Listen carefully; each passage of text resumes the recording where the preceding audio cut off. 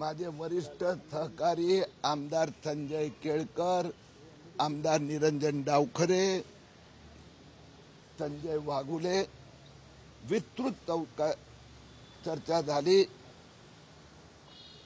ठाणे भोंगे मुक्त होणार असा प्रकाराचं आश्वासन पोलीस आयुक्तांनी दिलं आहे। 2/3 पेक्षा जास्त मशिदीवरील भोंगे खाली उतरवण्यात आले आहे।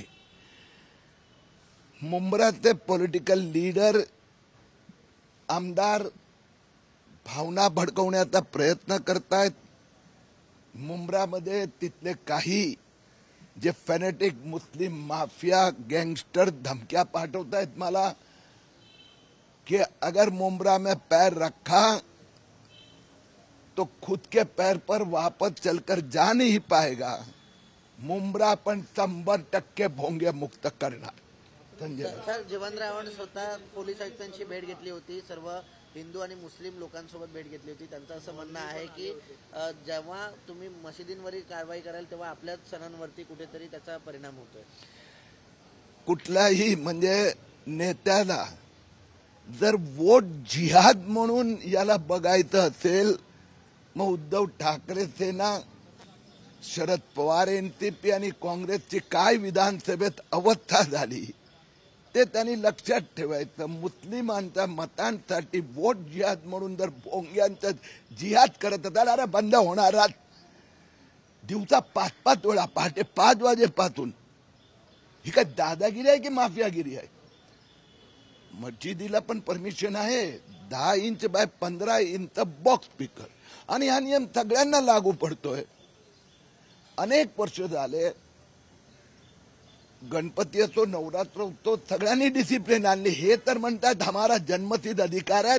आता माफियांची दादागिरी चालणार नाही आणि कोणी किरीट तुम्हाला धमकी द्यायचा प्रयत्न करू नका। मी टीव्ही चॅनलवर पाहिलं, तिथला काय मुस्लिम गुंडांनी धमकी दिली, आने नहीं देंगे, आम्ही मुंब्रा 15 दिवसात आज भोंगे मुक्त होणार।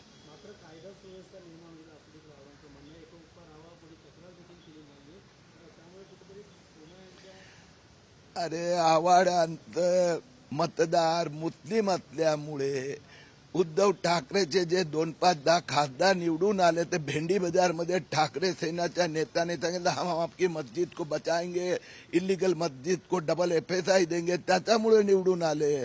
महापालिका निवडणुका जवळ आल्या आहेत म्हणून त्यांना मुस्लिमचं लांगून चालन करायचं आहे, वोट जिहाद करायचा आहे।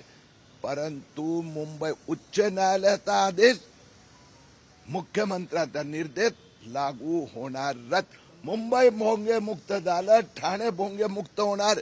संभाजीनगरचा पुढच्या आठवड्यात मी जाणार आहे, तिथेही 100% भोंगे मुक्त, पुणे पण 100% भोंगे मुक्त, महाराष्ट्र 100% भोंगे मुक्त दिवाळीपर्यंत होणार। सर, संभाजीनगरच्या पोलिसांनी असा दावा केलेला आहे की 3000हून अधिक जे भोंगे आहेत ते हटवलेले आहेत।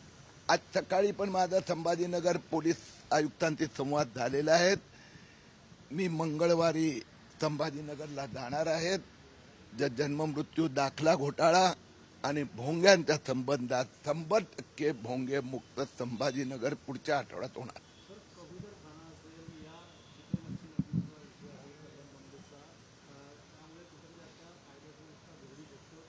विरोधक असं म्हणतात की आमच्या खाण्यावर कुणीही बंदी आणू शकत नाही। मुद्दा असा आहे, न्यायालय आणि लोकशाहीची व्यवस्था, तर ज्यांना ज्यांना तो अधिकार आहे। आता या विषयात मला जास्त बोलायचं यासाठी नाही की काल केशव उपाध्याय भाजपचा प्रवक्तांनी शरद पवारचा आदेश दाखवून या सगळ्यांची बोलती बंद केलीच आहे। कोणी काय खावं हा त्यांचा व्यक्तिगत प्रश्न आहे, त्याबद्दल काही वाद नाही आहे। पण सामाजिक काही विषय असतात, मी किती जोरात ओरड ना तुझा घरात ओरड, भोंगा लाव, डबल मोठा भोंगा लाव, पण समाजाला, बाहेरच्या लोकांना भोंग्याद्वारा वोट जिहाद आणि दादागिरी हमारा यहाँ चलेगा। हिंदुस्तान में एक ही कानून है, महाराष्ट्र मुंबई मध्ये भोंगा मुक्त होणार।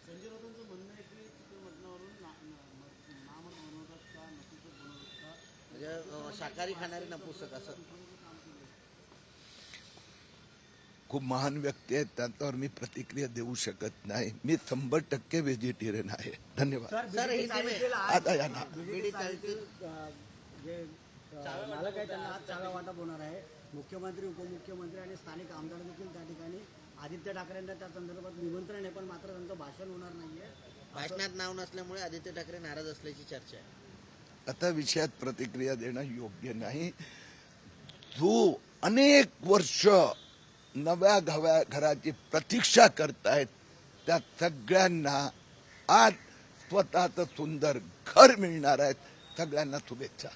तर लोकशाही मरते त्याला पाणी द्या.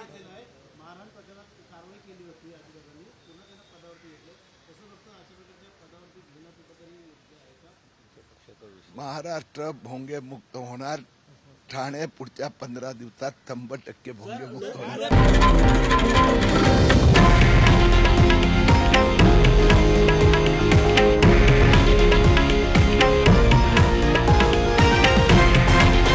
हे आहे देशातील नंबर 1 न्यूज नेटवर्क आणि आपण पाहत आहात TV9 मराठी, एकमेव.